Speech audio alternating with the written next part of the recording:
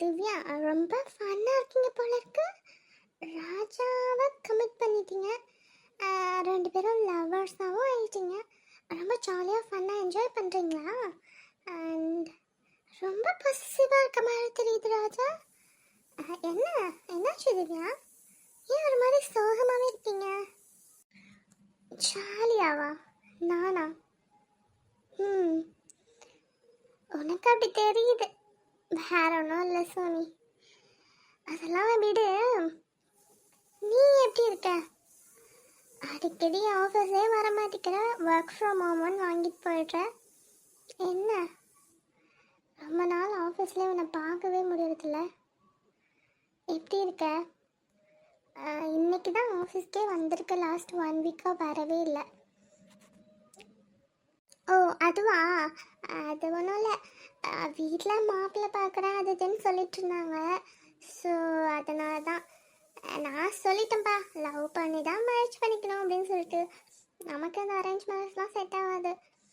வீட்டுக்கு போயிருந்தேன் நேட்டிவ் பிளேஸ்க்கு. ஸோ அதனால தான் வர முடியல. ஒர்க் ஃப்ரம் ஹோம் எடுத்துட்டேன். அப்புறம் இன்னொரு விஷயம் தெரியுமா? இன்னைக்கு சக்தி மறுபடியும் துபாயிலேருந்து வந்துட்டாராம். ஆஃபீஸ்க்கு இன்னைக்கு வராருன்னு கேள்விப்பட்டேன். உங்களுக்கு எதுவும் தெரியுமா? ஓ அப்படியா? சக்தி வராரா? துபாயிலேருந்து வந்துட்டாரா? ரொம்ப நல்லது. அவர் வந்தால் கூட பரவாயில்ல, நம்ம டேரெக்டாக அவர்கிட்டயே ரிப்போர்ட் பண்ணலாம். இந்த கணேஷ் மேனேஜர் இருக்காரு, என்னை போட்டு பாடாப்படுத்தி எடுக்கிறாரு. அவர்கிட்ட ஏதாவது டவுட் கேட்டால் ரொம்ப எரிஞ்சு விழுறாரு. ராஜா சொல்லவே வேணாம். அவர்கிட்ட போய் பேசுறதுக்கு நான் பேசாமே இருந்துக்கலாம். என்னவோ ஓகே, இப்போது சக்தி வர்றது நல்லதுக்கு தான். என்ன சோனி? ஆமாம் ரோஸ்லின், சக்தி வராரு. ஸோ மேக்ஸிமம் எல்லோரும் ஆஃபீஸ் ரிப்போர்ட் பண்ணணும்னு சொல்லியிருந்தாங்க.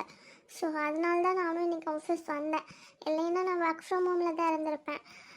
ஸோ சக்தி வரும்போது ஆஃபீஸில் இருக்கணும்னு மேக்ஸிமம் பீப்புள் எல்லாம் ஒர்க் ஃப்ரம் ஹோமில் இருக்கவங்களுக்கு எல்லாமே மெயில் பண்ணியிருந்தாங்க. ஆஃபீஸ் பண்ணணும், ரிப்போர்ட் டு ஆஃபீஸ்ன்னு சொல்லிட்டு. ஸோ அதனால தான் வந்தோம். அது கூட பரவாயில்ல தான்.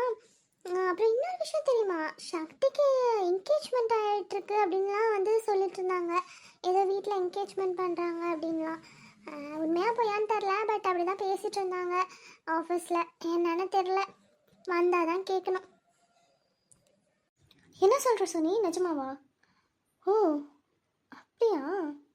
அப்போ சூப்பர். அவங்களுக்கு கிடைக்கிறவங்க ரொம்ப கொடுத்து வச்சவங்க. சக்தி மாதிரி ஒரு ஜென்டில்மேன்லாம் கிடைக்கிறது ரொம்ப பெரிய விஷயந்தான். நிஜமாவே என்கேஜ்மெண்ட் ஆகிடுச்சா? அதான் சொன்னனே, அது இன்னும் கன்ஃபார்மாக தெரில, பட் அப்படி தான் பேசிகிட்ருக்காங்க. என்னன்னு தெரில, பார்த்தா அவருக்கு கேட்டால் தான் தெரியும். சக்திக்கு மேரேஜ் ஆக போதா? யார் அந்த லக்கி பர்சன்னு தெரில. அவரை கல்யாணம் பண்ணிக்க போகிற பொண்ணு ரொம்ப கொடுத்து வச்சுவேன். எனக்கு தெரிஞ்சு பெரிய பெரிய இடத்துல இருந்தால் பொண்ணு எடுப்பாங்க. ஏன்னா இவரே இவ்வளோ பெரிய கம்பெனியோட ஓனராக இருக்கார். அப்படி இருக்கும்போது பெரிய பெரிய இடத்துல இருந்து கண்டிப்பாக பொண்ணு எடுப்பாங்க. அது மட்டுமா, அவர் ரொம்ப சாஃப்டான நேச்சர் மாதிரி தெரிகிறார். ரொம்ப சாஃப்டாக எம்ப்ளாயிஸ்க்கு டீல் பண்ணுறதுலேருந்து நான் பார்த்த வரைக்கும் சொல்கிறேன், he is very good man. So அவர் கல்யாணம் பண்ணிக்க போகிற பொண்ணும் ரொம்ப லக்கி தான். யாருக்கு வாச்சிருக்கோ அந்த கொடுப்பனை. சரி அதெல்லாம் விட சோனி, நான் உங்ககிட்ட ஒன்று சொல்லணும்னு நினச்சேன். சோனி, உன்னை அருணும் பிளாக்கும் கேட்டுகிட்டே இருந்தாங்க. அப்புறம் நீ தான் அவங்க மெசேஜுக்கு கூட ரிப்ளை பண்ணலான்னு சொல்லிட்டு இருந்தாங்க. ஆக்சுவலாக இப்போ நீ வந்திருக்கிறத அவங்களுக்கு தெரிஞ்சால் அவனை மீட் பண்ணணும்னு நினைப்பாங்க. நீ வேணா ஆஃபீஸ்க்குள்ளே போய் பாரு, அவங்க அவனை தேடிட்டு இருந்தாங்க. ஓ அப்படியா? அது வேற ஒன்றும் இல்லை, அவங்க சும்மா தான் மெசேஜ் பண்ணிகிட்டே இருந்தாங்க. நான் தான் வேணும்னே ரிப்ளை பண்ணாமல் இருந்தேன்.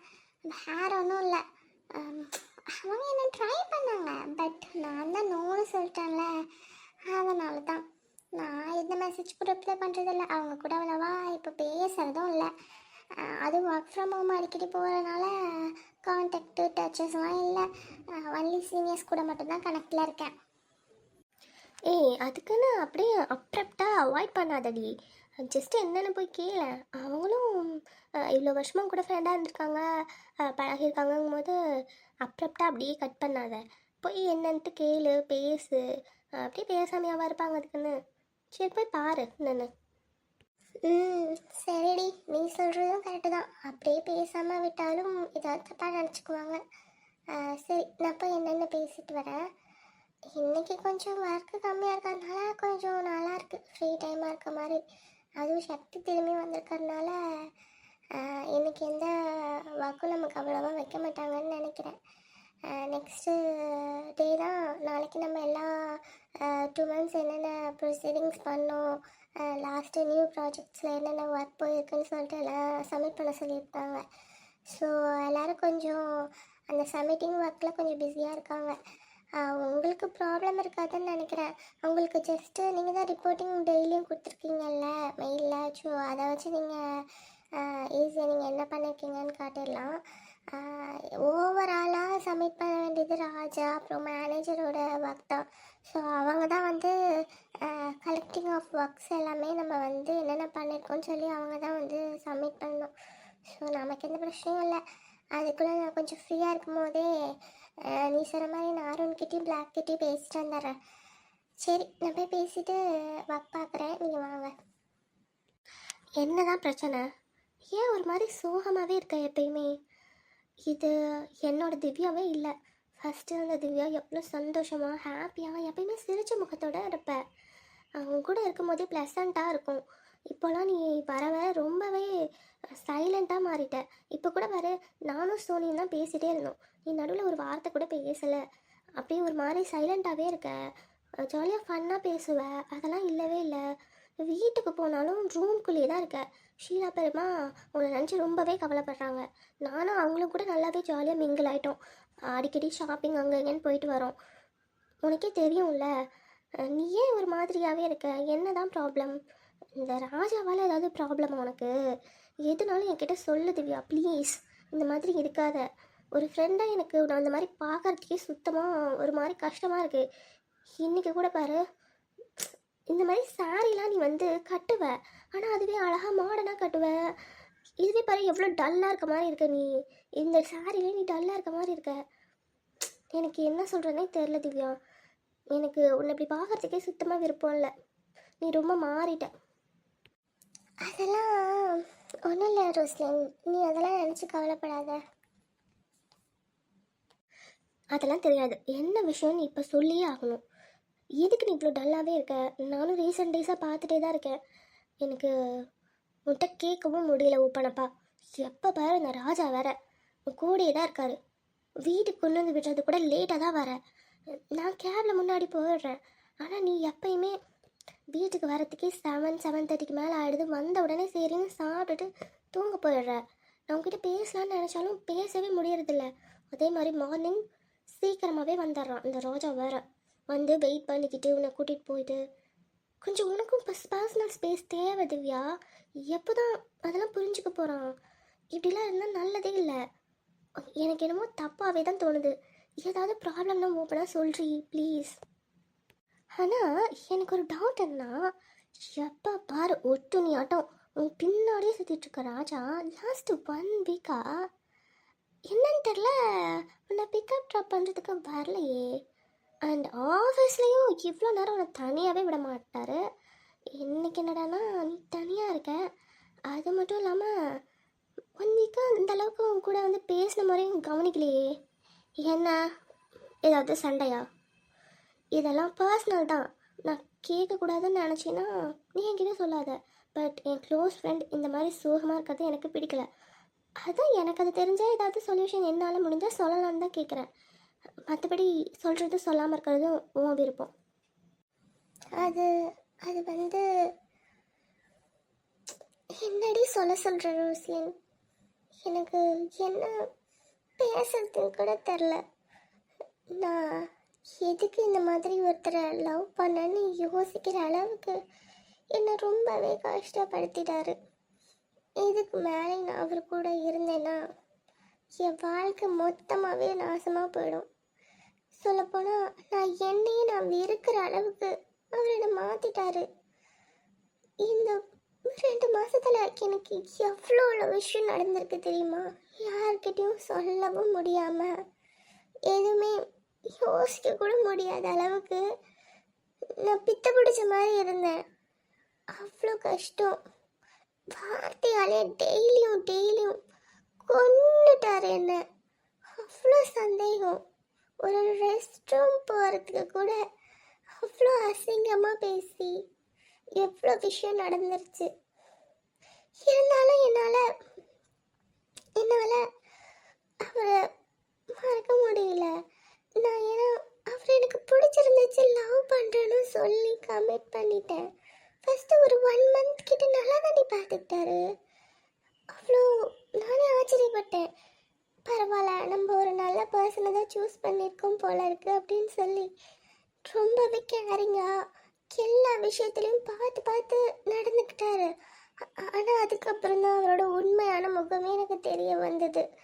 ஒரு வேளை அப்படி நடந்துக்கிட்டது கூட பின்னாடி இந்த மாதிரிலாம் யோசிச்சு தான் நடந்துக்கிட்டாரோ என்னவோ.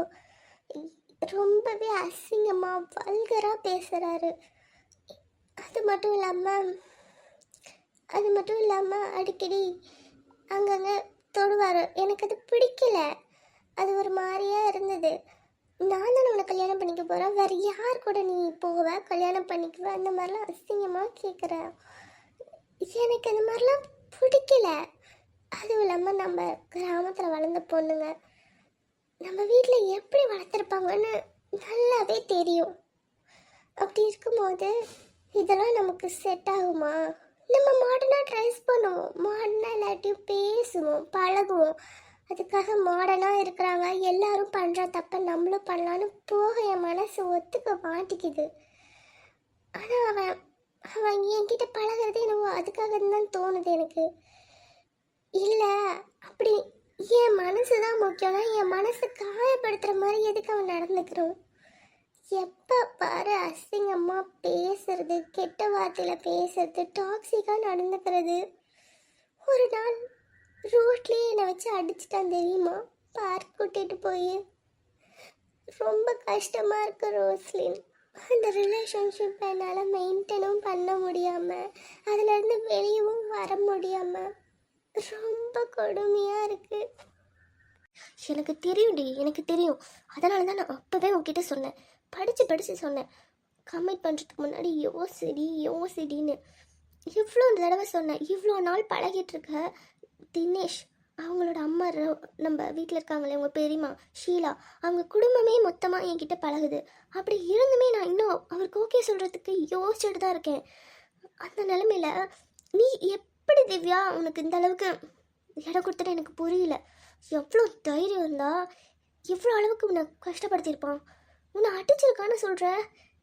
அதனால தான் அன்றைக்கி ஒரு நாள் அழுத மாதிரியே ஃபேஸை தொங்க போட்டுக்கிட்டு வந்தியோ? கீழே விழுந்துட்டேன்னு சொன்னதானே? கையிலலாம் கூட அடிபட்டிருந்தது. என்கிட்ட இவ்வளோ நாள் அப்போ போய் சொல்லிட்டு இருந்திருக்க, கூடையே இருந்திருக்க. ஆனால் என்கிட்ட ஒரு வார்த்தை கூட சொல்லலைல்ல. எப்படிடி இந்த லெவலுக்கு நீ மாறி போன? உன்னோட செல்ஃப் ரெஸ்பெக்ட் தான் முக்கியம். நான் போல்டாக இருக்கணும், யார்கிட்டையும் எதுக்காகவும் தலை குனியக்கூடாது, எல்லா விஷயத்துலேயும் நேர்மையாக பேசுவியே. அந்த போல்டான திவ்யா எங்கே போனா? என்ன அவனை மட்டும் எனக்கு வர கோவத்துக்கு இப்போ மட்டும் நான் பார்த்தனா அவனை ஆஃபீஸில் போய் வச்சுக்கிறேன். என்ன பண்ண சொல்கிற ரோஸ்லின்? நான் விருப்பப்பட்டு ஒன்று கம்ப்ளீட்டாக பண்ணலடி. அவன் தற்கொலை பண்ணிக்கிறேன்னு சொல்லி கடலில் குதிச்சான்.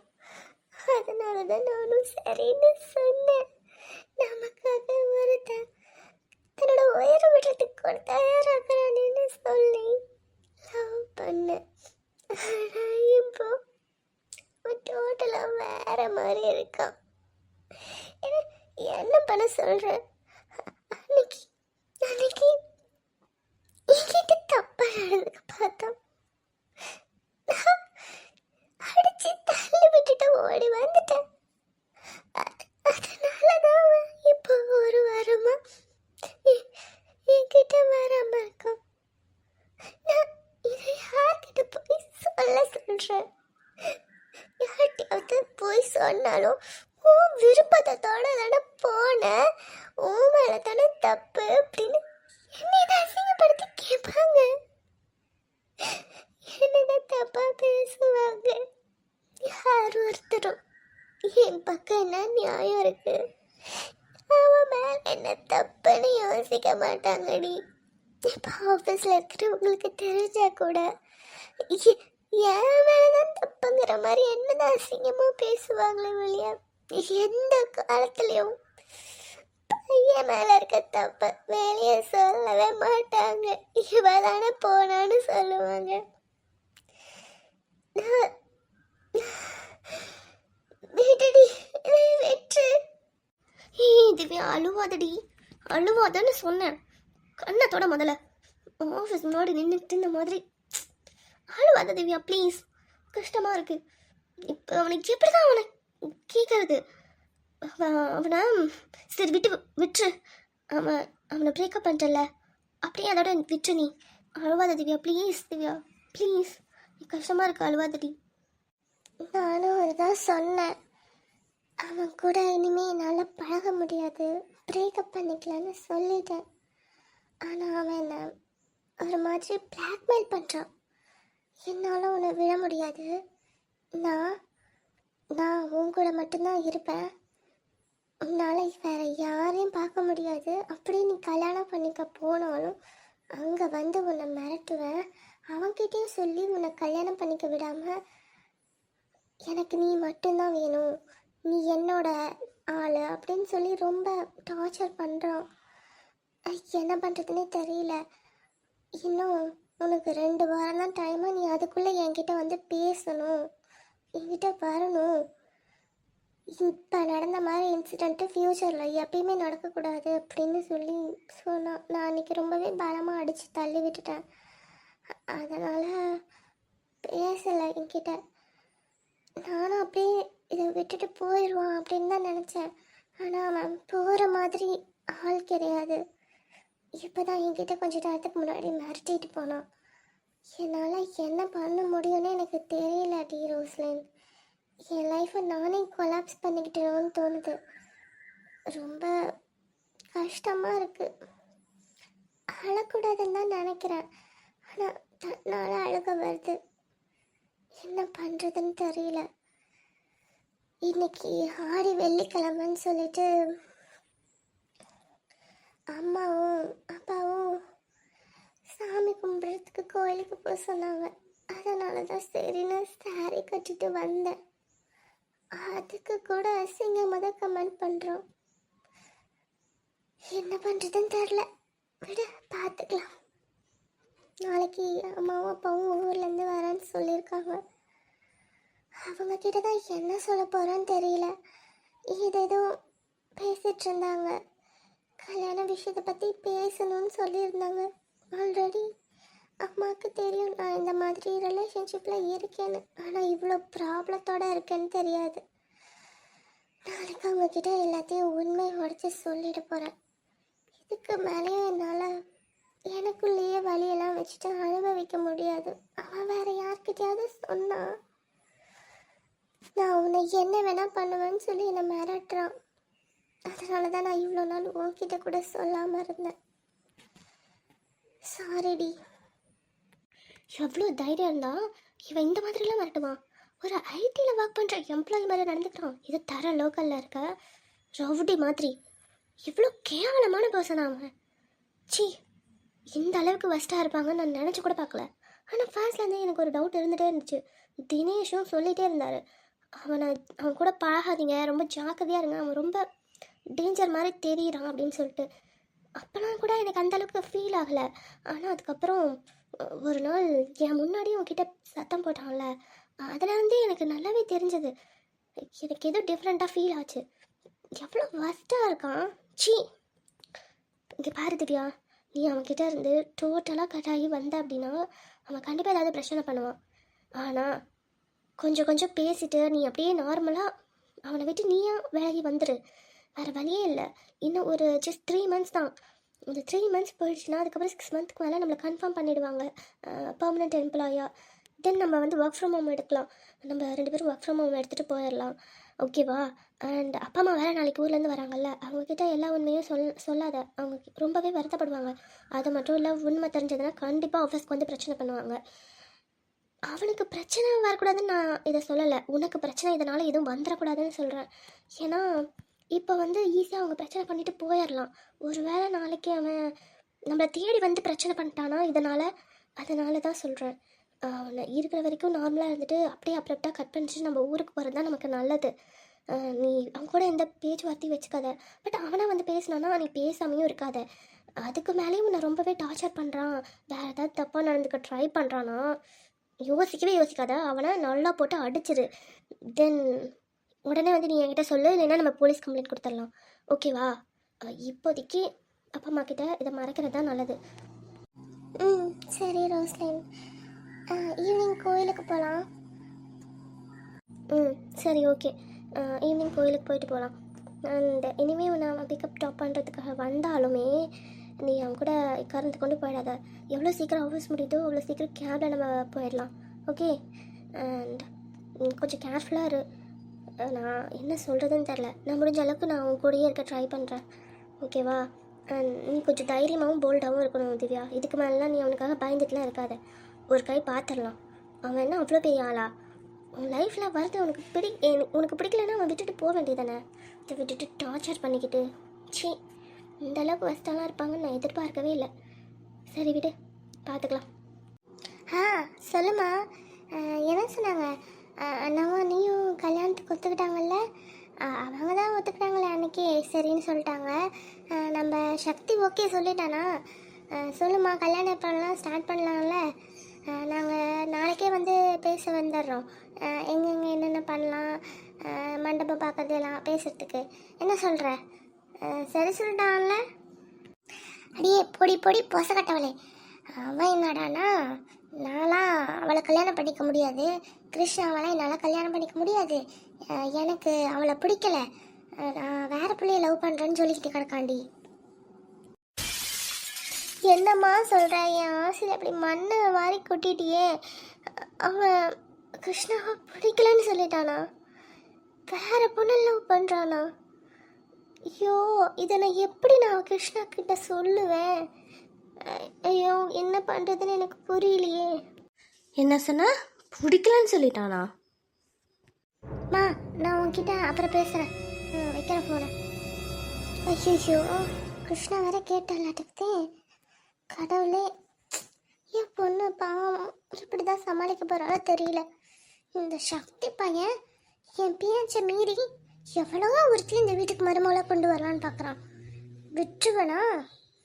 டேய், நான் உனக்கே பாட்டிடா, பார்த்துட்றேன். நானா இல்லை அவன்? நான் எவ்வளோ தைரியம் இருந்தால் என்கிட்ட அப்படி தைரியமாக பேசுவான்.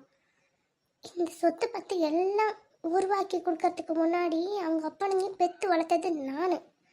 ஆனால் அவனுக்கு பிறந்தது என்கிட்ட எவ்வளோ திமிராக பேசுகிறான். இருக்கட்டும், அப்படி எவதான் இந்த வீட்டுக்கு மருமகளாக வந்துடுறான்னு நானும் பார்த்துட்றேன். என் பேத்தி கிருஷ்ணாவை தவிர வேற யார் இந்த வீட்டுக்கு மருமகளாக வர முடியாது. பார்த்துட்றேன் ஒரு கை. சொல்லு, யார்கிட்ட ஃபோனில் பேசிகிட்டு இருந்த? என்ன பிடிக்கலன்னு சொல்லிட்டானா சக்தி? எனக்கு புரியல. சொல்லுமா.